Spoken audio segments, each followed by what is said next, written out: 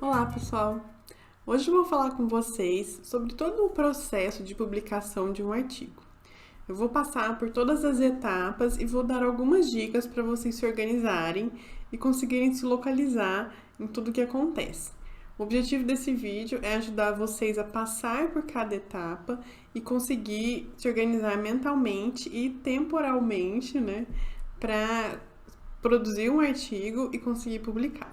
Se esse tema te interessa, já te convido a se inscrever no nosso canal, deixar um like aqui no vídeo, porque toda semana a gente fala sobre escrita científica em inglês e assuntos relacionados à publicação de artigos para ajudar pesquisadores brasileiros. Então, se você é um deles, já se inscreve aqui para ser avisado toda vez que a gente postar um vídeo novo. Bom, aqui na UNA e em outros perfis que a gente conhece, em outros pesquisadores conhecidos, a gente recomenda que você escolha primeiro a revista antes de escrever um artigo.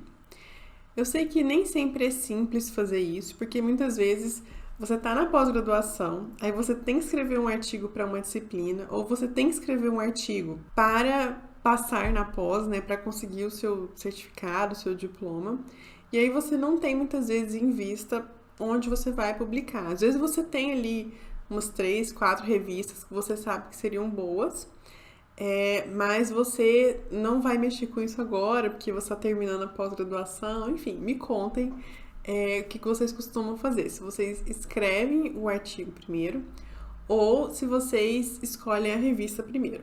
Mas, em geral, é melhor escolher a revista primeiro, porque aí você vai ler todas as instruções daquela revista e vai conseguir escrever o seu artigo desde o início, seguindo todas as normas. E aqui não é só norma de formatação, tá, gente? É norma de organização do texto, de estilo de escrita, de escolher o número de figuras ou de tabelas que você vai colocar. E aí você vai ter um artigo mais próximo daquilo que a revista espera de você. E aí aumenta as chances de aceite. Mesmo que você pense, mas é melhor fazer um artigo neutro, e aí depois quando eu escolher a revista mesmo, eu vou e faço adequações. Às vezes essas adequações não vão ser suficientes, e aí você vai ficar com um artigo que não vai ficar exatamente adequado à revista. Então pensem um pouquinho nisso sobre escolher a revista primeiro. E aí, como que você vai escolher essa revista, a gente aqui na UNA não auxilia vocês nesse sentido, porque a gente não está totalmente dentro da academia, mas a gente tem algumas recomendações que vocês podem seguir. Então, a primeira coisa, vocês podem perguntar para o orientador, colegas de pesquisa, para identificar a melhor revista naquele momento para você para publicar. Você também pode olhar quais revistas que são mais visadas, na sua lista de referências, por exemplo. Qual revista em que os autores mais publicam, quais revistas são mais renomadas dentro da sua área e principalmente, se você está no final da pós-graduação e precisa publicar em uma revista, provavelmente tem um critério que a pós exige, Então, por exemplo, a revista precisa ser B1, A2, A1, conforme o critério da CAPES, E então você tem que olhar dentro desse critério quais revistas que se encaixam. E outra forma de encontrar uma revista é procurando em indexadores, como por exemplo a plataforma Sucupira, a Web of Science, Então lá tem uma lista, de vários periódicos que vocês podem pesquisar e ler sobre aquele periódico e ver se ele atende o que vocês precisam. Eu vou deixar aqui embaixo na descrição uma listinha com alguns links para vocês acessarem desses indexadores para vocês pesquisarem revistas em que vocês podem publicar. A segunda parte, agora que você já escolheu a sua revista e você já sabe o que a revista espera do seu artigo, você já leu as instruções para os autores, é começar a organizar o artigo. E aqui, organizar não é escrever, viu, gente? Aqui é uma etapa de seleção das informações que vão entrar no texto. Então, supondo que a revista na qual você vai publicar exige uma estrutura daquela IMRD. O que é essa estrutura? Introdução, métodos, resultados e discussão. E aí a revista pode falar que você pode colocar uma seção de conclusão, pode te pedir talvez uma seção de revisão de literatura, e aí você vai começar a organizar aqui. Porque se você vem de uma pós-graduação, mais uma vez, você fez uma pesquisa grande, e aí dessa pesquisa grande você pode tirar mais de um artigo, né? Vários artigos. Então você vai selecionar aqui o que da sua pesquisa vai entrar nesse artigo que você está escrevendo agora, né? Quais resultados que você quer discutir nesse artigo? Quais autores vão entrar nessa discussão? Qual é o contexto da sua pesquisa que você quer mostrar nesse artigo? Qual é o objetivo? Qual é a hipótese? Então, aqui a gente vai selecionar as informações. Se você está pensando isso de forma prática, né? Vamos supor que você vai pegar um documento no Word, abrir lá e vai colocar em tópicos lá, introdução, métodos, resultados, discussão, e vai jogar lá tópicos, dados, coisas nas posições em que elas vão ficar. Então é uma etapa de organizar mesmo. Depois a gente vai pensar um pouco melhor sobre a abordagem desse artigo.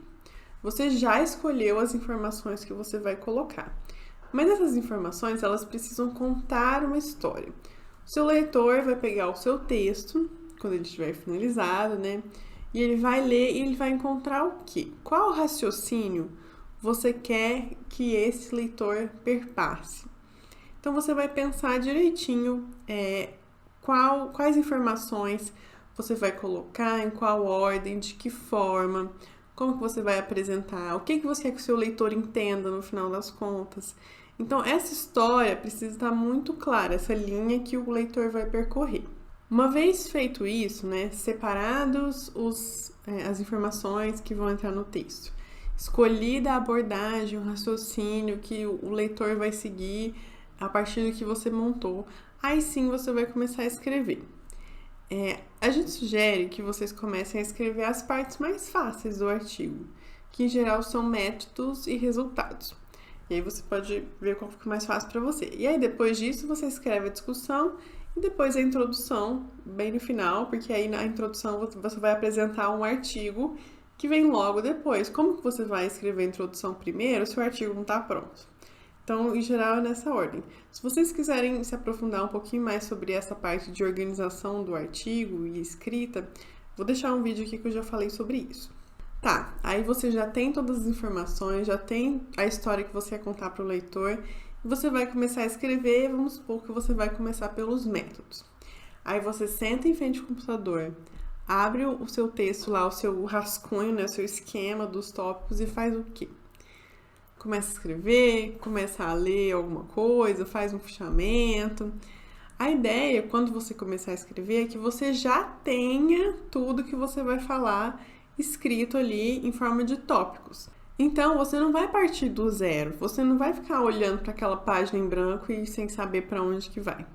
Você vai pegar aqueles tópicos que você já tem, de preferência organizá-los na ordem que eles vão aparecer, porque aí já vai ficar mais fácil organizar depois. E aí você vai começar a escrever. E aqui é uma fase de escrever sem medo. Ah, mas eu não sou muito seguro com o inglês, eu não sei se eu estou acertando isso, não sei se essa palavra é a melhor. Vai escrevendo. Não se preocupe agora, nesse primeiro momento, em escrever tudo certinho. Se precisar, mistura um pouco de português com inglês, porque as fases da revisão vêm aí para te ajudar.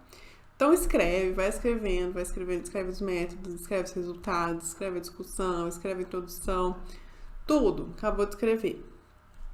Aí você vai revisar. Aí vai revisar tudo desde o início, revisar problemas que você possa ter deixado nas frases, revisar uma ordem que pode ter ficado estranha, que talvez era melhor levar uma informação que estava no final lá para o início, para a gente ter em mente aquela história que você planejou antes, né? Para o meu leitor entender isso aqui, primeiro ele tem que saber sobre esse fator A, depois ele tem que saber sobre o fator B, para aí sim eu falar sobre o fator C. Se eu apresentar primeiro o C, depois o A, depois o B, pode ser que o leitor não entenda onde eu quero chegar, não entenda meu raciocínio.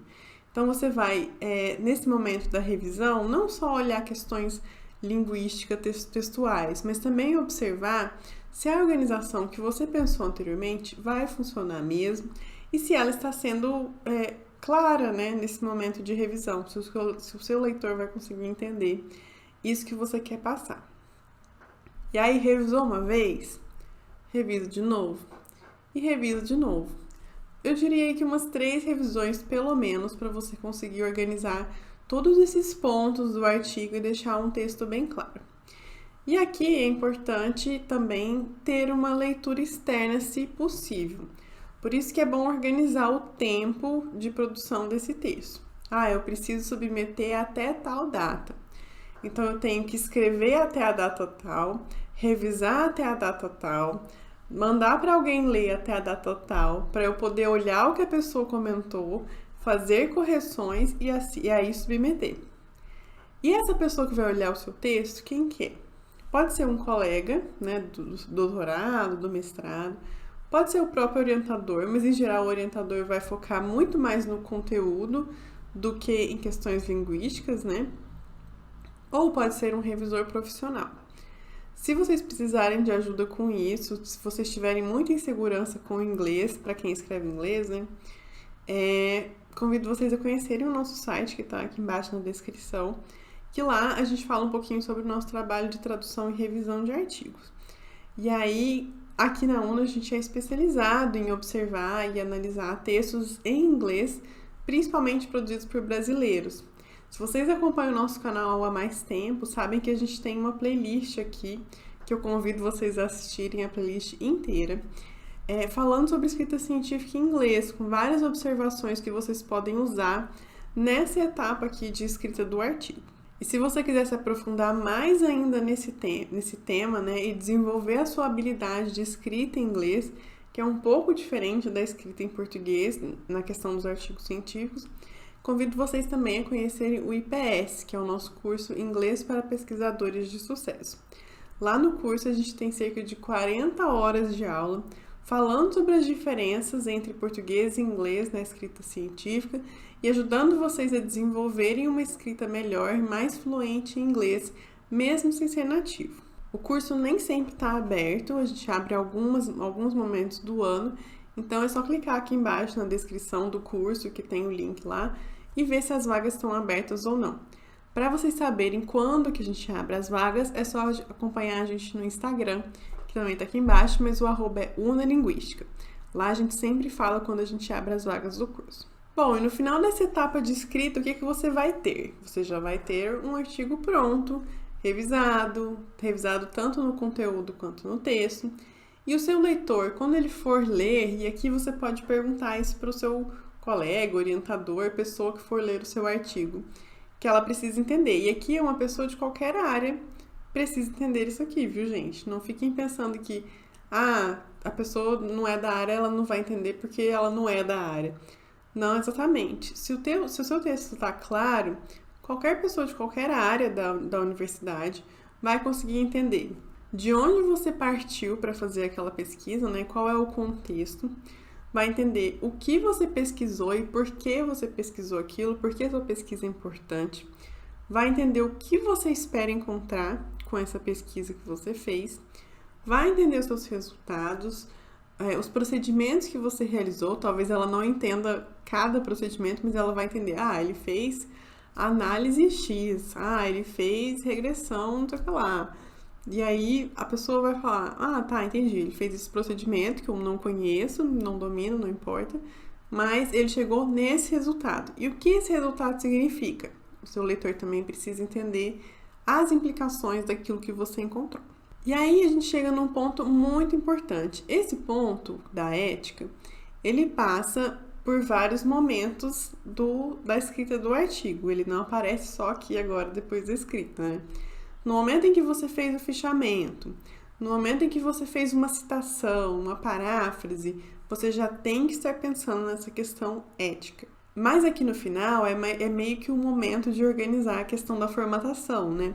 Então você vai olhar se todas as citações que você fez, se todas as informações referenciadas que você fez estão com a fonte e a fonte está correta. Você vai identificar se você usou a norma certa, né? Se foi ABNT, APA, Vancouver, você vai olhar isso. Se a formatação das suas figuras, das suas tabelas está correta. E aqui pode ser um momento interessante para você fazer uma busca de plágio.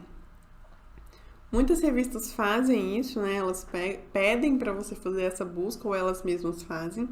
e indicam onde que tem um problema de plágio. Eu me lembro que quando eu estava fazendo intercâmbio na Inglaterra, isso foi durante a graduação, eu fazia o curso de escrita criativa. E a gente tinha que entregar alguns textos, que a gente chamava de essays na época. E para entregar esse essay, a gente tinha que passar no detector de plágio. Todos os trabalhos de todos os alunos tinham que passar nesse detector de plágio.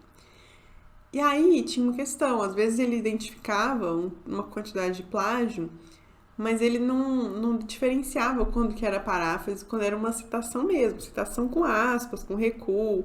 Então, sem olhar, tava lá 20% de plágio.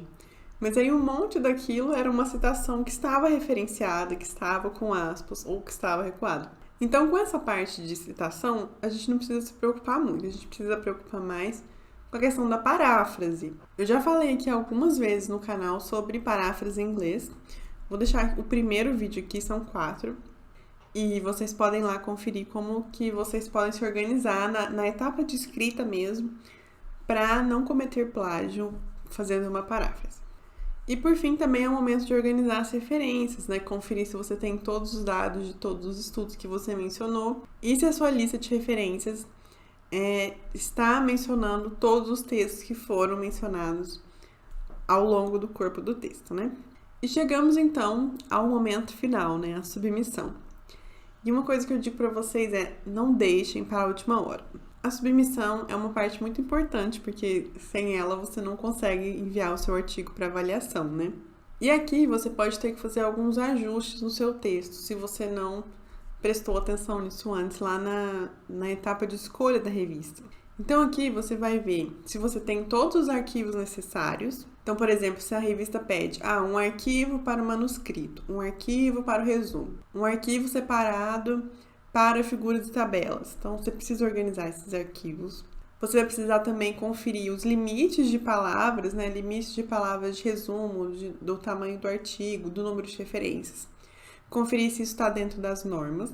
E ter todos os dados necessários para fazer a submissão. Então, eles vão pedir lá o nome de todos os autores, a filiação de todos os autores. Tem uma série de coisas que você tem que ticar lá, marcar se você fez ou não.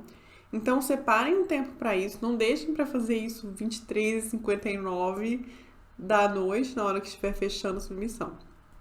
Cuidem disso, separem um tempo para fazer essa parte e desejo que corra tudo bem na submissão de vocês. Assim que a gente submete um artigo, né, eles mandam um e-mail falando que a submissão foi feita e a gente pode também conferir o PDF que eles geram com todos os arquivos juntos, né? Então, deem uma olhada nisso, salvem esse arquivo para vocês se organizarem para quando os revisores responderem. Bom, e agora eu quero saber em qual etapa vocês estão do processo de submissão. Se vocês já escreveram um artigo, se estão escrevendo, se já publicaram. E como que foi esse processo? Foi difícil? Foi fácil? Gostaria muito de conversar com vocês sobre isso. Espero que vocês tenham gostado do vídeo. Vejo vocês na próxima semana.